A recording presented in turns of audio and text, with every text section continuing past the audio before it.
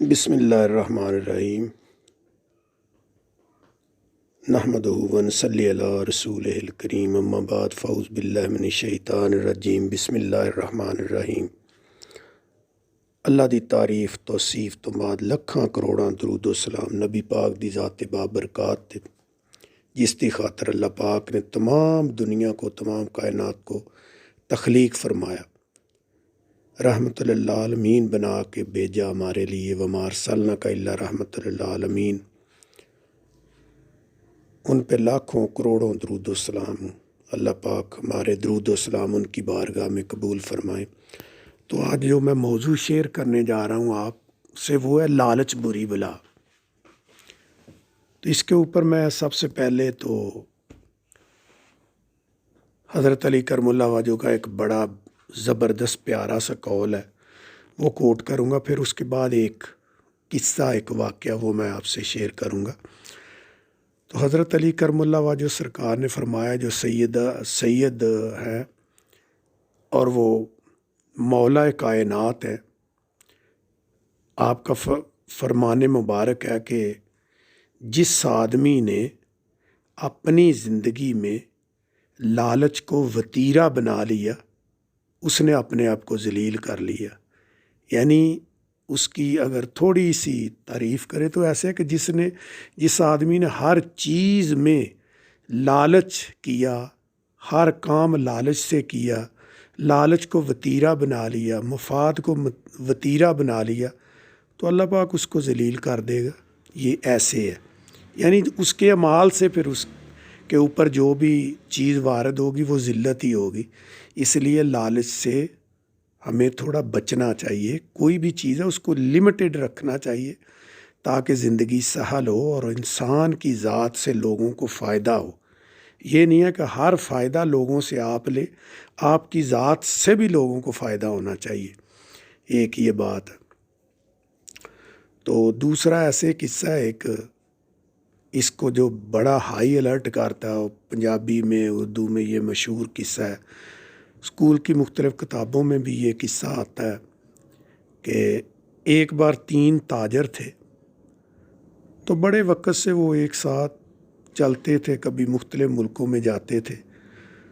تو اس وقت ہوتا تھا کہ ایک جنس کوئی فصل جو ہے وہ کسی دوسرے علاقے میں بیچ دیتے تھے، اس کے عوض دوسری فصل لیتے تھے۔ کوئی کھجور لے جاتا تھا، اس کے عوض گندم لے آتے تھے، کوئی ایسے کو مختلف اجناس کی تبدیلی ہوتی تھی، چینجنگ ہوتی تھی کہ ایک جنس جو وہ دے دی جاتی تھی دوسری لے لی جاتی تھی۔ ایسے اس وقت تجارت ہوتا ہے۔ بعد میں پیسے درم دینار بھی چلنے لگے۔ تو بڑے پرانے وقتوں کی بات ہے کہ 3 تاجر جو ہے وہ جا رہے تھے، تو ایک جگہ انہوں نے پڑاؤ کیا۔ اس وقت پیدل سفر ہی ہوتے تھے جنگل بیابانوں میں۔ تو وہ تینوں کو کچھ خزانہ مل گیا، کچھ یعنی مال و دولت مل گیا۔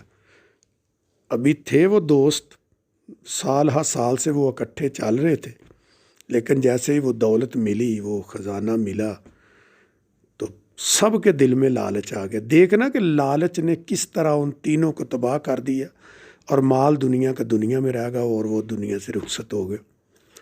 تو تینوں کے دل میں لالچ آ گیا۔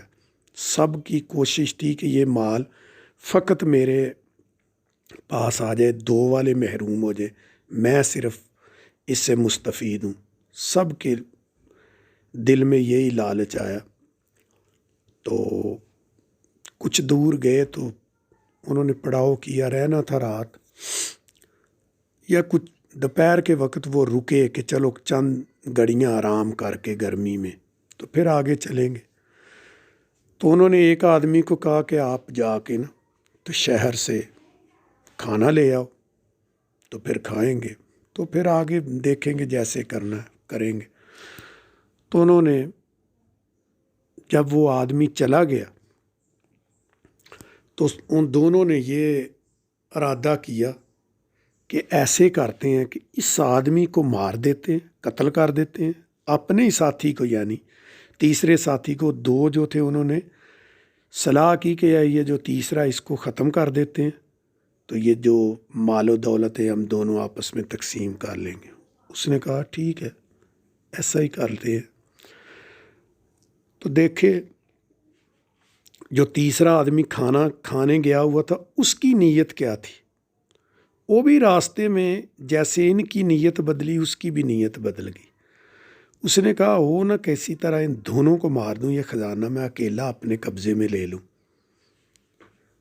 تو اس نے وہی کیا، تو کھانا خریدا اور اس میں زہر ملا دیا کہ یہ کھائیں گے تو چند گھڑیوں کے بعد سوئیں گے یا لیٹیں گے تو مر جائیں گے، پھر میں ہوں اکیلا جنگل میں، کون دیکھنے والا، تو میں اکیلا اس پہ قبضہ کر لوں گا، یہ جو مال و دولت ہے۔ تو انہوں نے ایسے کیا، لے کے آیا، جب ہی وہ کھانا لے کے پہنچا ان کے پاس تو فوراً دونوں وہ جو اس پہ جپٹ پڑے اور اس کو مار مار کے انہوں نے ہلاک کر دیا، اس کو ختم کر دیا، قتل کر دیا انہوں نے۔ تو اب بڑے وہ خوش ہیں کہ یہ خزانہ جو ہے ابھی ہم دونوں میں تقسیم ہوگا۔ تو یہ نہیں پتہ تھا کہ آپ کے دل میں جیسے لالچ آیا اس کے دل میں بھی ویسے ہی لالچ آیا۔ تو انہوں نے اس کو مار کے بڑے اطمینان سے کھانا کھایا۔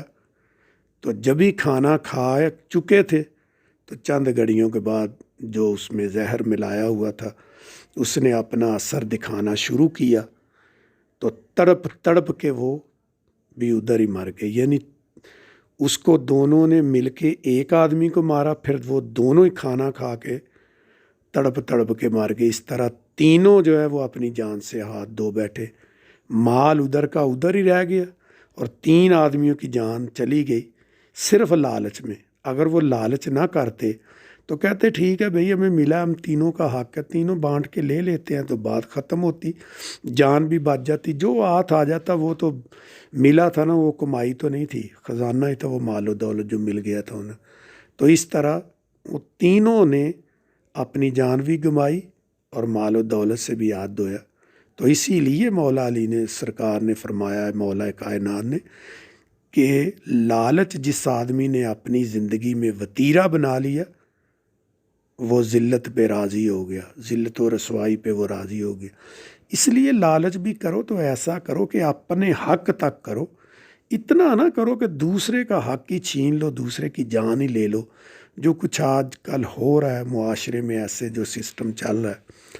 اللہ پاک ہم سب کو نیکی کی توفیق دے، اور یہ جو لالچ، ہوس، ہرس جو ہے اس سے اللہ پاک ہمیں پناہ دے، اللہ ہمیں نیکی کی توفیق دے، اچھی زندگی کی توفیق دے، اللہ ہم سب پہ رحم کرے، اللہ پاک پورے مسلمانوں پہ رحم کرے، اللہ پاک ہمارے ملک پاکستان کی خیر ہو، اس کے تمام اداروں کی خیر ہو، اللہ پاک آپ کا اور میرا حامی و ناصر ہو، اپنا بہت سارا خیال رکھے۔